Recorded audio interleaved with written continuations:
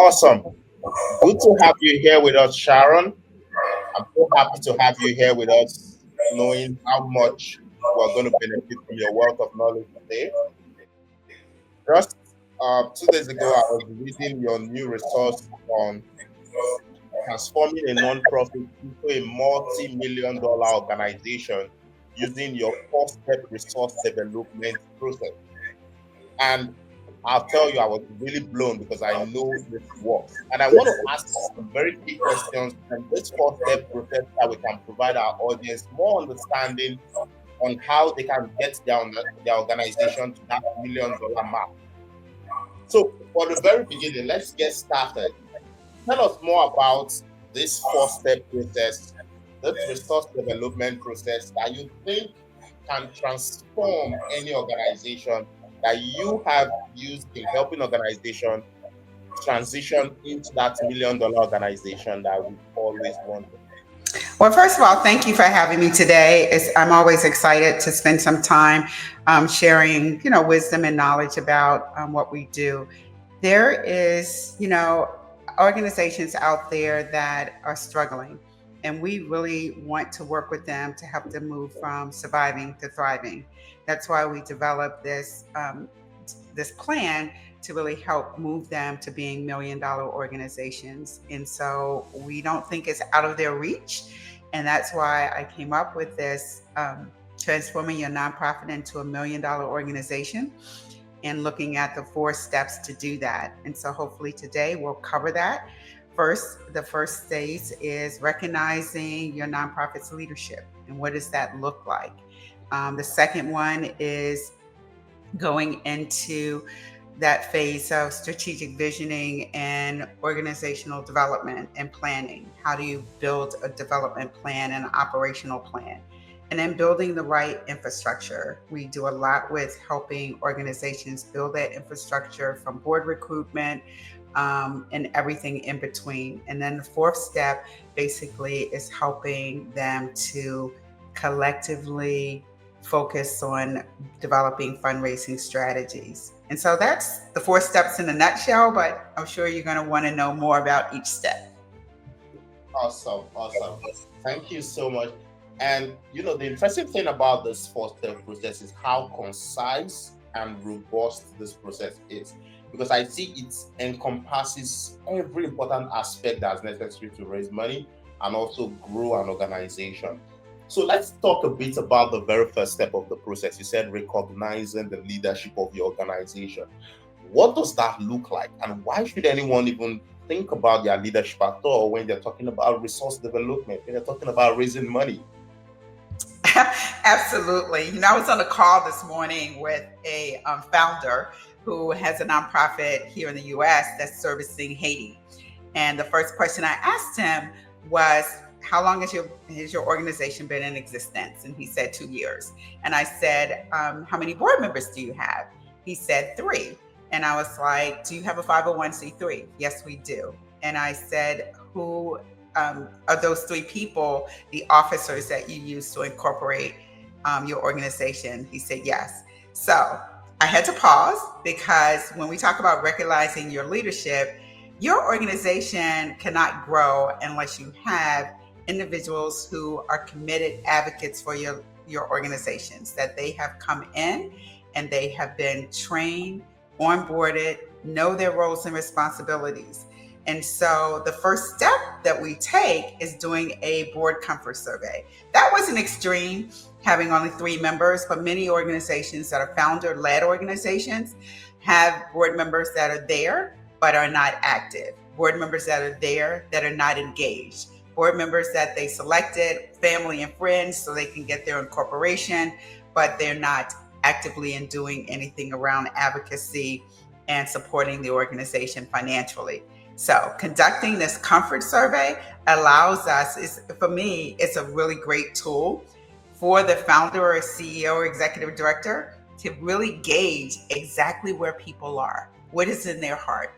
They may have the title of board chair, secretary, treasurer, but are they really committed to your cause? And so with this comfort survey, it allows us to show, the organizational leaders exactly where people are. And it's no good, bad, right, or wrong. It's a gauge to allow you to figure out what are your next steps if individuals are unplugged and don't have a desire to continue in the current position that they have. Awesome. Awesome. So I was thinking about the board and organizational comfort survey, and that really blew me away because we've had situations where founders they want to transition people who are not active off the board, but they find it very difficult, you know, having that conversation, helping these board members reach the point where they can make a decision that I'm either stepping off or I'm stepping up. So I Mm-hmm. think the board and organizational comfort survey you just spoke of is a very important tool because I've actually seen it in action before. I think there are also other ways you mentioned in your book. You talked about bringing in new board members, as a result of the board and comfort survey, you may see gaps. You also talked about board training and, leadership training for the organization. What does that look like? What is your point of view as regards that? Yeah, absolutely. So after we conduct the comfort survey and we come together with the leadership to really get a sense and a gauge of where they are, there are people, like you just said, that want to step off. There are people who, oh, I really want to be engaged, but they may have never had a board training. So we will step in and do an onboarding and a roles and responsibility training for them. Then moving forward, it's like, oh, we need more people. We don't have enough people that are working with us. And so we built out their business plan, their board recruitment packet, and we take that, everything that the organization is about, building out their case for support and their impact statement, putting that together in a recruitment packet. And then we go out and look for individuals that have the desire to work with an organization such as yours. And so we help them do the interviewing of those individuals, and then we map out a plan of action for them. So it entails not only recruitment, but again, going into onboarding as well as some training. And so training is the next step because that's really key. It's one thing to raise your hand and say, yes, I want to be on the board. But if we don't equip people with the tools that they need to be successful in the leadership areas that we're asking them to be involved in, we're helping them fail, and we're failing the organization. And so it's really important that we intertwine training in this. And training can happen on so many different levels. We have had so much success with our board recruitment pack where we are recruiting high caliber people, retired CEOs of major corporations, retired Army generals, people who have served our country and served in different areas and have led millions of people. But those individuals now are retired and looking for something to do. But not only are they coming willing to work and roll up their sleeves, they're coming with their own sphere of influence in their entire network that they can bring to the organization as well. And I'll get a little bit more into that when we talk about donor acquisition, but it's really key to really find people who have a passion for what you're doing.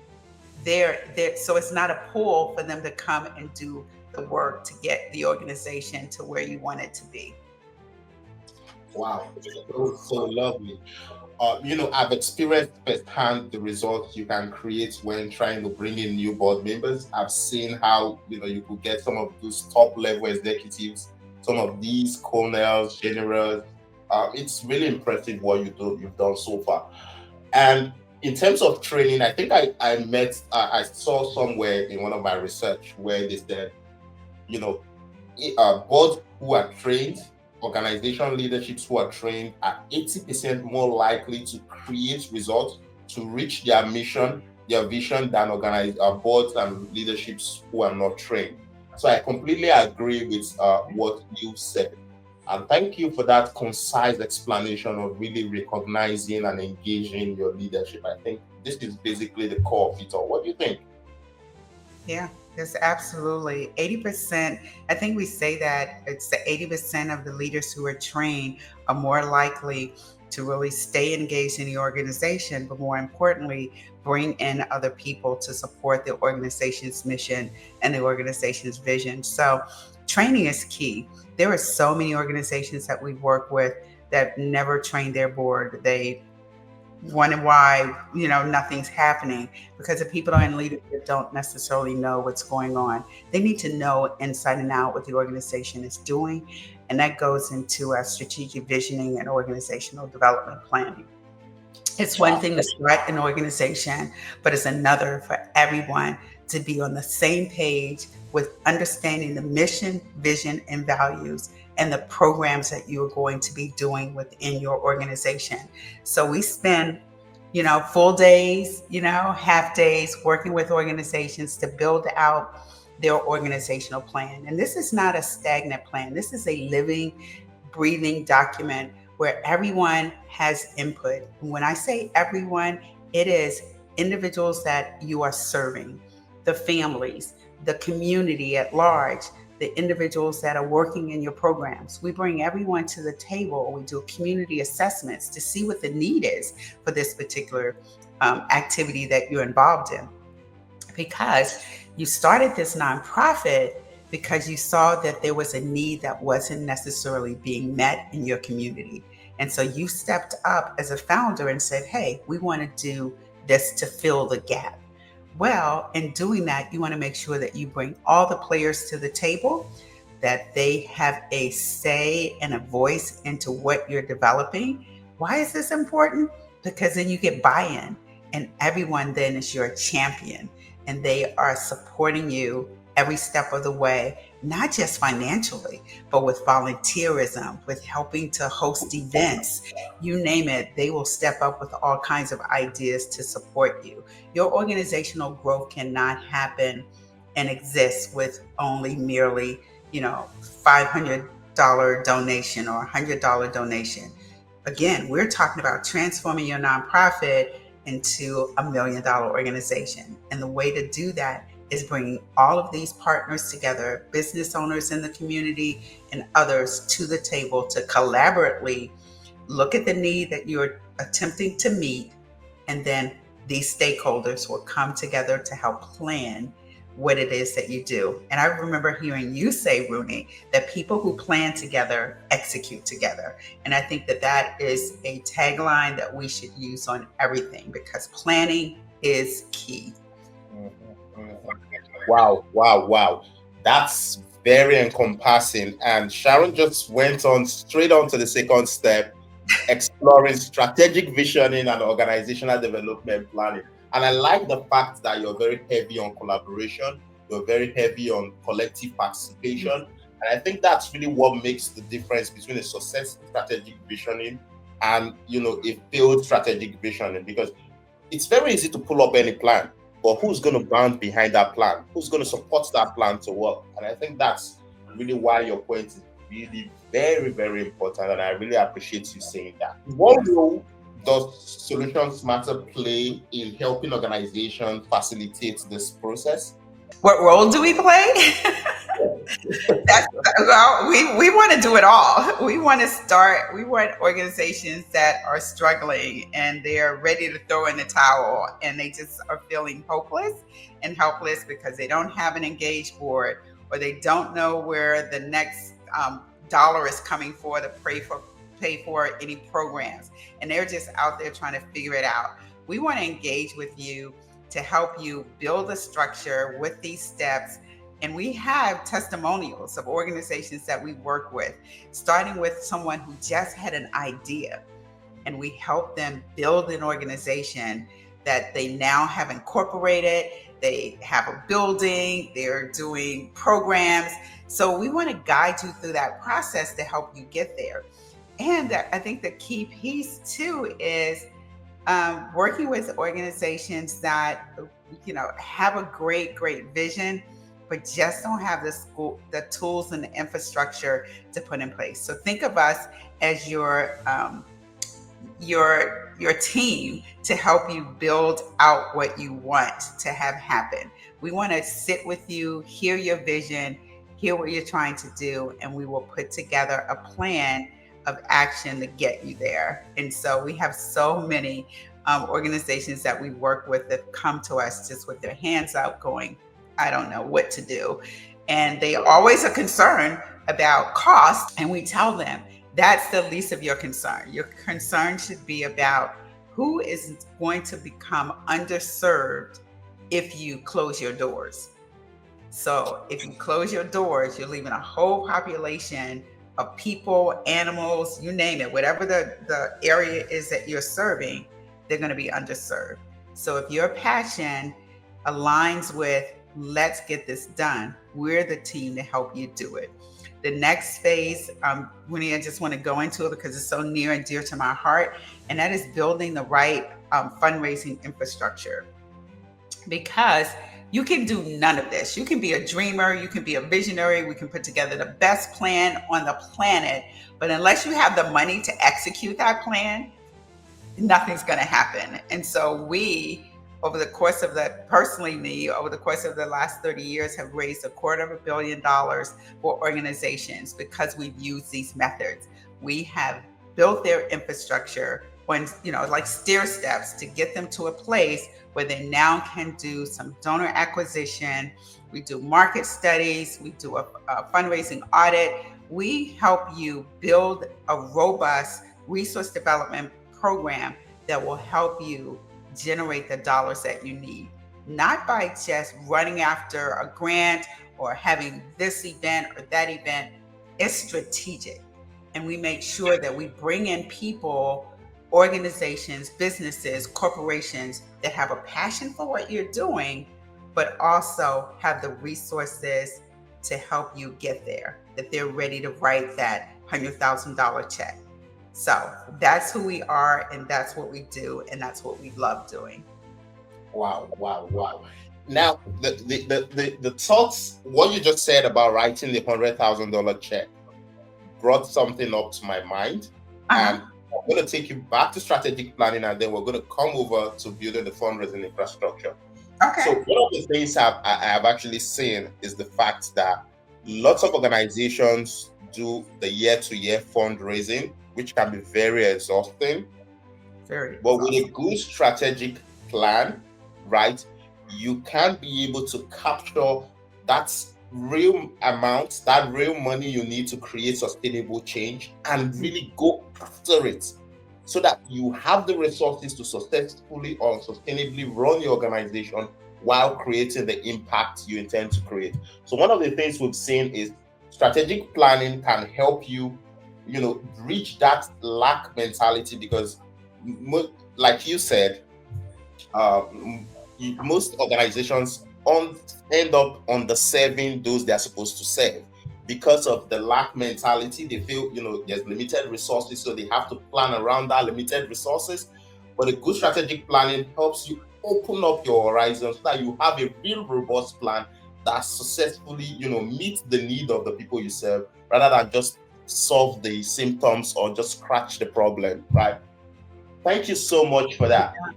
Yeah, absolutely. I want to just interject something that was really moving to me during this fourth quarter of last year. Fundraising really happens, with year end, November and December. And we had a client who, a startup, they've only been in existence for a year, but they've done a lot. They give scholarships to women and girls. And they had no idea kind of how to do any kind of appeal. We've done all of the business planning for them, created their impact statement, looked at all of their successes that they had in the 1 year. And we use our market research to identify individuals across the country that are aligned with what they do and have proven that they give to that particular cause. And so we created an appeal letter with an outreach that really talked about this organization. And I got a call from the founder to say, oh, we are getting in donations from what you sent out. And I was like, what we sent out, because we sent it out on your behalf, but you were only thinking about your little town. You were only thinking about your geographical area. And with this market research, we were able to look throughout the country to identify individuals. And so that search came back with 20,000 people. And that's huge when you go from, we don't have but maybe 300 people in our database to now having 20,000 individuals that have proven that they give to your specific cause. Normally, we would not make that first touch with that person and a letter, an ask, but because it was year end, it was like, let's do it, because we had a track record. The organization had a track record of success for over the year, and they had documented. They had been on local news, they had been on national news, all of these different things. So anyone would see that, it was like, oh my goodness, I love this cause. They're doing it. They're being recognized nationally. I'm going to give to this organization. So it goes back to what you said. If you are approaching this from a scarcity or lack mentality, maybe you're not to work with us, because we are visionary.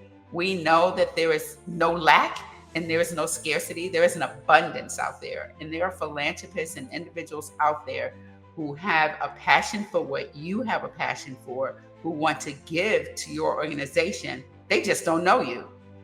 So what we want to do is help you plan, an impact statement. And I use that term a lot. It's basically just telling folks what you do and what you plan to do and the successes that you've had over time, and then bringing them along on the journey. Because you don't want one-time $100,000 gift. You want people that want to be engaged with you long term. And so we have strategies and systems and things in place to help you have a plan of care for those particular donors that will come in to partner with you on the journey to serve the clients that you serve. Awesome. Wow. That's a real concise approach towards really building an infrastructure for your fundraising. My question is, what role does fundraising audit play in all of this? Oh, the fundraising audit. I love fundraising audits. We sort of start there when we are looking at organizations. And usually this can be with any organization. You can be a well-established organization that's been around for 20 years, or an organization that's a startup. We really go in and look at what's been done. Do you have a calendar? What does your donor database look like? We have a laundry list of things that we look at. What does your social media look like? Do you have social media?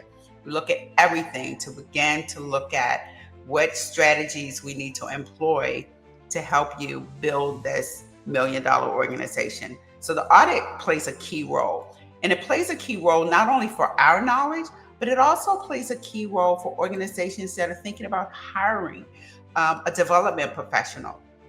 We work with organizations that are established, and I see all the time that they're posting for a resource development director or a director of development. And then in 6 months, I see them posting again. Why? Because they did not prepare that individual for success. And the way to prepare them for success is to have a fundraising audit in the beginning, and then have a resource development or fundraising operational plan. So when that person starts that job and they're onboarded, they already see where all the gaps are. They also see where all the opportunities are. And so they're not spending their first 6 months trying to figure it out. They're spending their first 6 months working that plan and hitting the ground running. And so we see success with individuals who walk in the door. This is what we have. This is the plan. Go and execute. And it's different from saying, here are 120 people that we're going to put in your portfolio, go raise money from them. Well, guess what?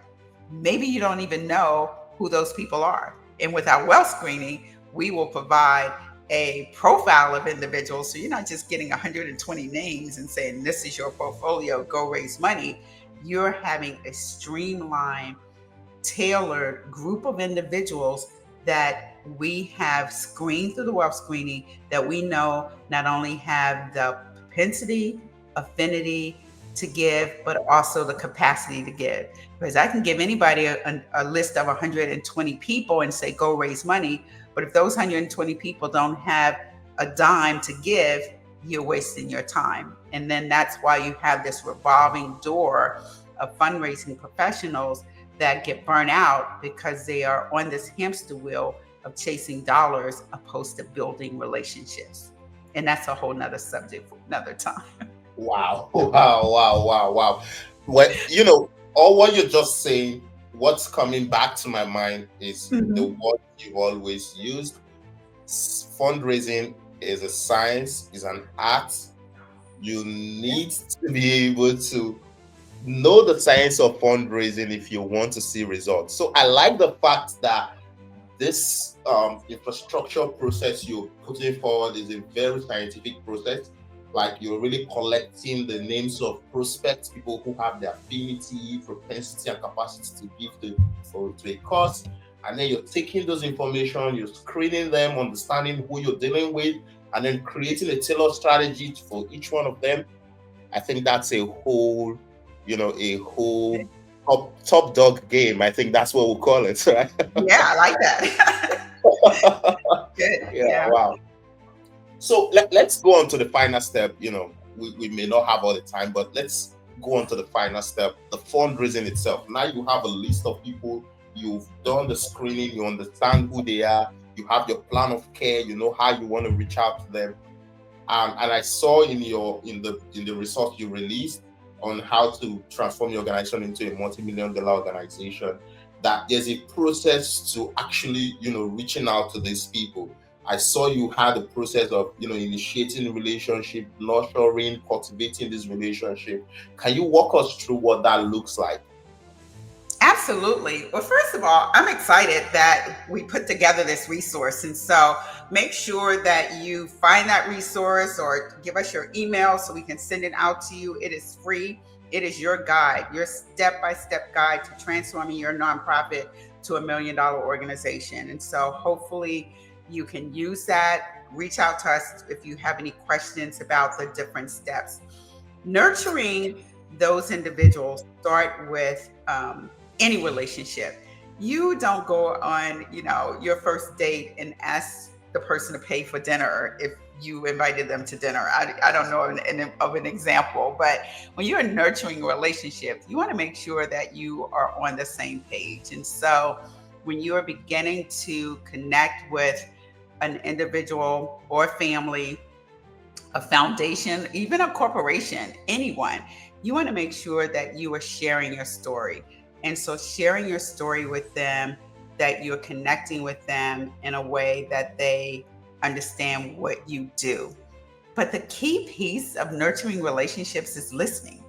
You want to make sure that you are listening to what it is that what motivates that individual. What's their driving force? You're not just going to come in and talk about yourself and what your organization does and then ask for a check. You want to see if there's some alignment. And we don't set you up for failure. We do a lot of this deep dive and cultivating when we put together the profiles from the wealth screening that we do for you. And so that allows you to have some sense of who these people are, what they're involved in, what their likes are, and what they currently support financially. But you want to start building and cultivating that relationship by building that partnership. And that partnership could be anything for, if you have an on-site type nonprofit where you're doing on-site activities, inviting them in for a tour, inviting them into a webinar or something that you're already doing so they can meet your program staff, your volunteers, and understand why you are doing what you're doing and what difference you're making. That's the key. Everybody, you can do a lot of different things and have a lot of different activities, but at the end of the day, what difference are you making? And that's what people want to see. If I'm going to give you $50,000, what is my $50,000 going to accomplish? And so when building out that plan of care and building out those relationships, you want to speak to your successes. And you see the soup kitchens, and they do it well. For $5 a week, you can feed a family of 5 for a month. I don't know if those numbers make sense, but again, they say exactly what your dollars are going to do. even with a humane society with animals. If you give $19 a month, we will be able to house and shelter, this many animals during the cold months of winter. Making sure that you have those kinds of language, which we do in the strategy planning session. So when you begin to talk with these individuals, you're talking to them about not only your accomplishments, because some of you are new and you don't really have accomplishments, but exactly what you are attempting to eliminate. Are you eliminating homelessness? Are you eliminating? One of the lives that I did first of the year, I talked about, an organization. It's like we want to decrease veteran homelessness in the year 2025 by doing X, by doing Y, by doing Z. Have those numbers, have those statistics, and understanding exactly what it is that you want to do, what you're currently doing, and how they can play a role in making that dream a success. Wow, wow, wow. What you said about listening just got me, it got me remembering the words, it said this way: ask for money, you get advice. Ask for advice, you get money twice, right? So when you are in the act of listening, you are more in tune of asking the right questions to find that alignment. And of course, naturally, the funding comes. You Yeah, don't and we have do to. a whole workshop on the art of the ask, and it takes you through the different steps and phases, even from before you even make the invitation to the individual. We prepare you for everything in those conversations. So check that out as well. I think we did a webinar last summer on that one. Yeah, yeah. One thing I like about your process is how relative it could be. You're always tailoring your process towards helping every organization, because we know all organizations are unique, right? Mm-hmm. So that's the good aspect of it all. And I love the whole framework. I know I've seen this work firsthand, and I know this is going to work for any organization. Of course, like we said, it's relative, and you're going to have to really engage Sharon to get that one-on-one understanding on what it really means to execute this on your organization. And like Sharon said, reach out to us, send us a message. We want to hear from you. We want to see you successful, especially this year, because your organization can get to that point where it can be a sustainable platform to create the impact that you've always dreamt of. And Sharon, do that's you the have? thing that I think so important for me. You said it so clearly, sustainable. Our organization, Nonprofit Solutions Matter, we build sustainable nonprofit organizations. We have a passion and are dedicated to all of these tactics and things that we outline with the 4 steps. It is designed not to be one offs. It is designed for you to be able to replicate it year after year, month after month, and continue to do this so you can have successfully create sustainable organization with recurring revenue coming in. So you're not operating from scarcity, you're operating from a huge vision because you have the money to support and the people to support the efforts that you want to achieve. And so that's our heart, that's our desire to build sustainable organizations so you never have to worry about um, whether you're going to make payroll. It's not a place where you want to be because you're doing some really, really good work. So, like Rooney said, reach out to us, connect with us on all of our social media platforms. There's a wealth of information and trainings there. But I look forward to connecting with each of you and walking you through these steps personally and helping you transform your organization because that's what we do and that's what we love doing. Awesome, awesome. All right, everyone, you've heard it from Sharon herself. She's looking forward to helping you. Just go onto our website, apply to work with Sharon. I'm going to also put the links on the comment section below. Apply to work with Sharon. She's always eager to help organizations. She's always eager to see you achieve your vision for your organization. So that's going to be the end for today. Sharon, you have any last words for us? I don't. Thank you again for the time that you had me come on today. I'm really excited Stay tuned for later this week. We are going to be interviewing some of our clients that have had a success over 2024, just in a few months of working with us, and they will share with you from their personal experience of working with Nonprofit Solutions Matter and Solutions Matter. And I can't wait for you to hear their stories because they have blown me away. People with passion are the best people on the planet. And so I love working with you. Thanks, Rooney. I All right. appreciate you. Thank you, Take care. Sharon. Love All you right. too.